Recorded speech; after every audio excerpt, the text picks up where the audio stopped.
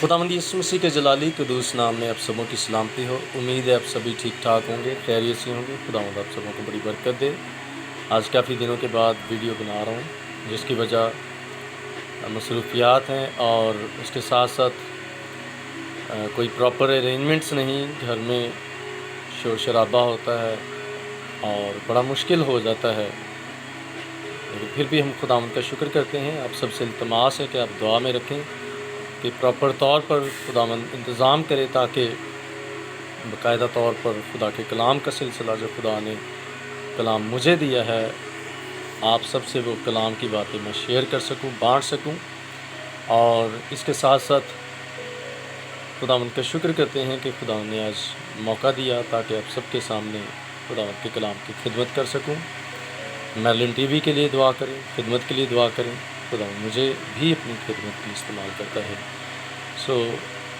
हम सब खुदावंद के नाम को इज़्ज़त और जलाल देते हैं। आज का टॉपिक, आज का मज़मून जो है वो ये है कि हमें परेशानी नहीं लेनी बल्कि अपनी ज़िम्मेदारी लेनी है। मुक़द्दस कलाम के अंदर जब हम देखते हैं, कई बार हमने इस कलाम को सुन चुका है, इस कलाम को सुना है। इस कलाम मुक़द्दस के अंदर मुक़द्दस मत्ती की अंजील और मत्ती की अंजील के 6 बाब की आयत नंबर 25 से आखिर तक देखेंगे। इसलिए मैं तुमसे कहता हूँ कि अपनी जान की फ़िक्र ना करना कि हम क्या खाएंगे या क्या पिएंगे, ना अपने बदन की कि क्या पहनेंगे। क्या जान खुराक से और बदन पोशाक से बढ़कर नहीं है। हालेलुया। मेरे अज़ीज़ 25वीं आयत के अंदर लिखा है कि तुम अपनी जान की फ़िक्र ना करना, और फिर लिबास की, फिर पहनावे की, मेरे अज़ीज़ों रोज़मर्रा की ज़िंदगी की चीज़ों की फ़िक्र करने की बाबत कहा गया है कि हम क्या करें, फ़िक्र ना करें। और फिर बड़ी खूबसूरत बात की गई है कि अपने बदन की कि क्या पहनेंगे। क्या जान खुराक से और बदन पोशाक से बढ़कर नहीं। अज़ीज़ों, हम इंसान जो हैं, ये 3 चीज़ों का अंसर है, रूह, बदन और जान। और इस आयत में जान और बदन का ज़िक्र किया गया है। हमारे जान और बदन इम्पॉर्टेंट है, मोर देन इम्पॉर्टेंट, कपड़ों से और खाने पीने की चीज़ों से, और मेरे अज़ीज़ों जो रोज़मर्रा की चीज़ें हमें दरकार हैं, अगरचा वो चीज़ें हमारी ज़रूरत हैं। अब आप अंदाज़ा करें कि हमारे जिस्म के अंदर जो सांस का निज़ाम है ये 24 आवर चलता रहता है, खुदावंद की तरफ से ये जारी है। खुदावंद ने इसको कंट्रोल किया हुआ है, वो चला रहा है सारे निज़ाम को। खुदावंद का शुक्र करते हैं इस ब्लेसिंग के लिए। और इसके साथ साथ हमारा हार्ट सिस्टम जो है, हार्ट 24 आवर क्या करता है, 24 आवर ये बीट करता है, 24 आवर ये धड़कता है, और ये पूरे जिस्म को क्या करता है, खून देता है, खून पंप करता है। इसी तरह हमारी आँखें हैं, आँखें बदन का चिराग हैं कलाम के मुताबिक, और आँखों के लिए भी हम खुदावंद का शुक्र करते हैं कि इनसे हम देख सकते हैं। हमारा दिमाग है, आप अंदाज़ा करें कि हमारा दिमाग जो है, जैसे सोचने विचारने का हम तरीका सोचते विचारते हैं। और एक रिसर्च के मुताबिक कि इंसान जब मर जाता है तो उसका दिमाग जो है वो हमारे जिस्म की जो खून का सिस्टम है, जिस्म के मुख्तलिफ उज़्व से खून लेता रहता है, और अपनी आखिरी कोशिश तक ये खून को लेता है। जब तक कि इसके खून नहीं मिलता, ये उसके बाद सबसे बाद में ये डेड होता है। और इसके बाद मेरे अज़ीज़ों बेशुमार खुदा की बरकतें हैं, बेशुमार खुदा ने हमारे जिस्म के अंदर ही ऐसे सिस्टम लगा रखे हैं कि हम उनको सोचें तो बेशुमार बरकतें सिर्फ़ हमारे बदन के अंदर हैं, हमारी जान के अंदर हैं। खुदावंद का शुक्र हो कि उसने हमें इस तौर से मुरतब किया है پھر میرے عزیزو انسان کا ٹمپریچر ایک خاص لیول تک رہتا ہے، بڑھ جائے پھر بھی مسئلہ ہے اور زیادہ کم ہو جائے پھر بھی مسئلہ ہے۔ اس لیے خدا کی قدرت سے خدا ہمارا ٹمپریچر کیا کرتا ہے، نارمل رکھتا ہے۔ بلڈ پریشر ہے وہ بھی کم ہو جائے پرابلم ہے، اوور ہو جائے وہ بھی زیادہ پرابلم ہے۔ ایک حد تک خدا نے ہمیں رکھا ہے اور اس بات کے لیے ہم خدا کا کیا کرتے ہیں، شکر کرتے ہیں۔ ہم دیکھ سکتے ہیں ان لوگوں کو جو ہاسپٹلس کے اندر ہیں، مختلف بیماریوں کے اندر مبتلا ہیں، خدا ان کو بھی شفا دے، صحت دے۔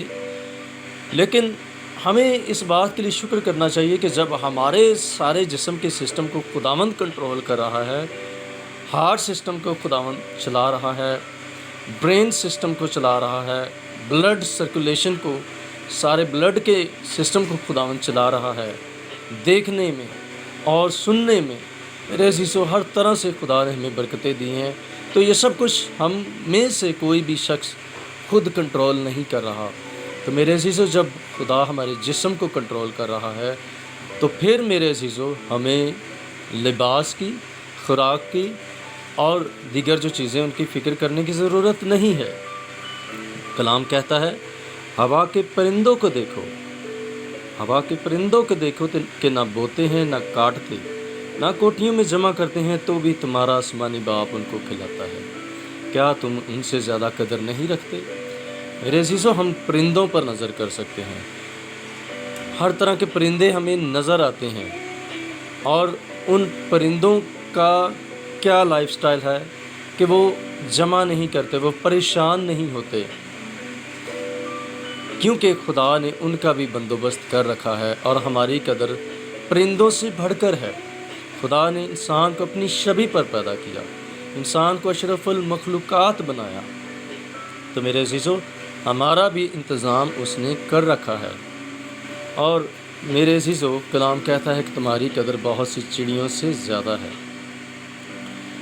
آیت نمبر 27 میں سے لکھا ہے تم میں ایسا کون ہو جو فکر کر کے اپنی عمر میں ایک گھڑی بھی بڑھا سکے۔ اگر ہم دیکھیں تو انسان کا ایک وقت طے ہے جس میں اس نے اس دنیا کو چھوڑنا ہے، نہ اس سے پہلے نہ اس کے بعد۔ ایک انسان کے لیے جو وقت مقرر ہے اس وقت پر اس نے اس روئے زمین سے جانا ہے۔ سو میرے عزیزو فکر کر کے ہم اپنی زندگی کو ایک پل بھی نہیں بڑھا سکتے، ایک پل بھی۔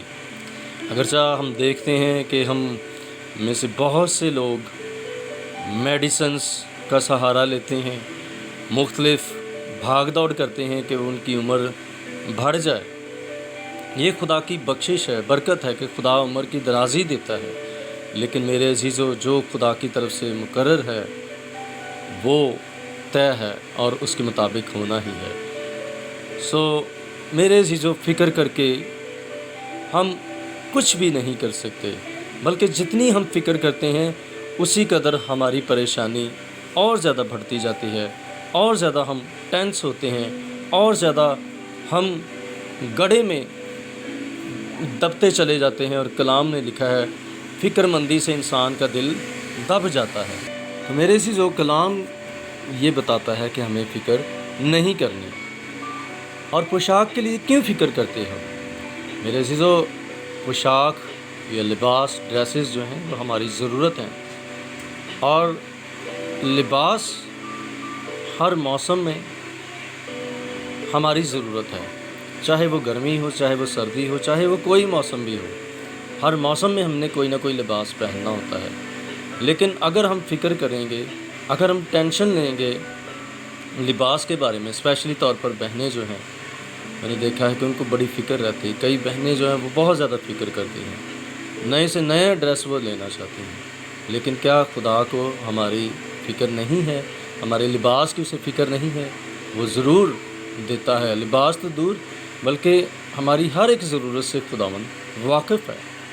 اور کلام یہ بتاتا ہے کہ جنگلی سوسن کے درختوں کو غور سے دیکھو، غور سے دیکھنے کا کہا گیا، یعنی شاید ہم دیکھتے تو ہوں لیکن اس خیال سے نہ دیکھتے ہوں۔ غور سے دیکھنے کا مطلب یہ ہے کہ ہم بڑی توجہ اس پر دیں کہ کتنی خوبصورتی کے ساتھ وہ، اس کی کتنی خوبصورتی ہے، اور صرف خوبصورتی جو ہے اس کی اپنی طاقت سے یا اس نے خود سے یہ ڈریس نہیں پہنا، اس کی مہک، اس کی خوبصورتی، اس کا رنگت، اس کی کلر، سب کچھ خداوند کی طرف سے ہے۔ میرے عزیزو، کلام یہ بتاتا ہے وہ نہ محنت کرتے نہ کاٹتے ہیں، تو بھی میں تم سے کہتا ہوں سلیمان بھی اپنی ساری شان و شوکت ان میں سے کسی کی مانند ملبس نہ تھا۔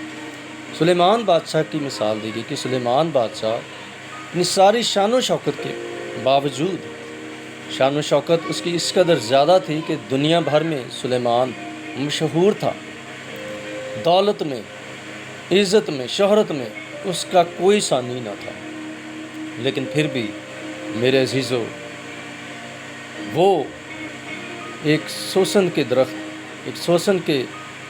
درخت کو اگر ہم دیکھیں تو اس کو جیسے خدا نے مرتب کیا ہے وہ ان کی مانند نہیں تھا۔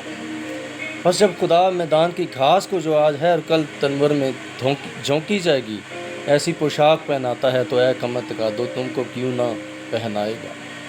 میرے عزیزو، جب ہم گھاس کو دیکھتے ہیں، میدانوں کے اندر ہم گھاس کو دیکھتے ہیں تو ہمیں گھاس خاص کر بہار کے موسم میں بڑی خوبصورت نظر آتی ہے، بڑی سرسبز نظر آتی ہے، ایسے نظر آتا ہے جیسے کارپٹ گرین کلر کا بچھا ہوا ہے۔ لیکن جب تیز گرمی پڑتی ہے اور اس گرمی کے اندر وہی گھاس جو ہے بڑی گرین نظر آتی ہے، وہ کیا ہوتی ہے؟ وہ سوکھ جاتی ہے، اور اس گرین گراس کو کیا کیا جاتا ہے؟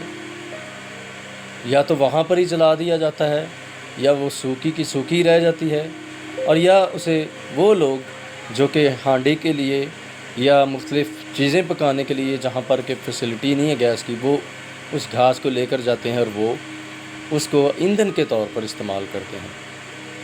تو میرے عزیزو، گھاس تو مرجھا جاتی ہے اور جلائی جاتی ہے، لیکن ہمارا خدا ہر موسم میں ہماری فکر کرتا ہے، ہر ٹائم میں ہماری مدد کرتا ہے اور ہماری ضرورتوں کو پوری کرتا ہے۔ کلام یہ بتاتا ہے 31ویں آیت کے اندر، اس لیے فکر مند ہو کر یہ نہ کہو کہ ہم کیا کھائیں گے، کیا پئیں گے، کیا پہنیں گے۔ اور ہماری زندگی کا بہت سے لوگوں کا، بیشتر لوگوں کا یہی پرابلم ہے، صبح اٹھنے سے رات کو سونے تک یہ سارا دن یہی پرابلم چلتی رہتی کہ کیا ہوگا، کیا ہوگا، ہمیں پرابلمس لاحق ہیں۔ ارے بھائی، خدا ہماری ساری پرابلم سے واقف ہے، کیونکہ ان سب چیزوں کی تلاش میں غیر قومیں رہتی ہیں۔ وہ لوگ جو مسیح کو نہیں جانتے وہ ان فکر و تردد میں رہتے ہیں۔ تو ہمیں پھر کیا کرنا چاہیے میرے عزیزو؟ لکھا ہے ان سب چیزوں کی تلاش میں غیر قومیں رہتی ہیں، اور تمہارا آسمانی باپ جانتا ہے کہ تم ان سب چیزوں کے محتاج ہو۔ وہ آلریڈی جانتا ہے کہ ہماری کیا کیا ضرورتیں ہیں، اور کلام مقدس یہ بتاتا ہے کہ پہلے تم اس کی بادشاہی اور اس کی راست بازی کی تلاش کرو تو یہ سب چیزیں بھی تم کو مل جائیں گی۔ میرے عزیزو، سب سے پہلے ہمارا یہ کام ہے کہ ہم خدا کی بادشاہی کو ڈھونڈیں، اس کی راست بازی کی تلاش کریں، تو یہ ساری چیزیں ہمیں ملتی جائیں گی۔ اور ہوتا کیا ہے کہ انسان اس فکر و تردد کے اندر معاف کیجیے، کہ فکر و تردد کے اندر خدا کی بادشاہی کو، خدا کی کنگڈم کو ڈھونڈنا چھوڑ چکا ہے، اور وہ اپنی فکروں کو پورا کرنا چاہتا ہے، اور اس کا نتیجہ کیا ہے کہ وہ فکریں اور زیادہ بڑھتی ہی چلی جاتی ہیں۔ پریشانی بڑھتی اتنی بڑھ جاتی ہے کہ لوگوں کو بلڈ پریشر کا پرابلم ہے اور دیگر پرابلمس ہیں۔ ہمیں فکر نہیں کرنی، ہمیں خدا کی بادشاہی کو تلاش کرنا ہے، ساری چیزیں ہماری زندگی میں ایڈ ہوتی ملتی جائیں گی۔ اور میرے عزیزو، لکھا ہے کل کی بابت فکر نہ کرو، کیونکہ کل کا دن اپنے لیے آپ فکر کرے گا، آج کے دن کے لیے آج کا دکھ ہی کافی ہے۔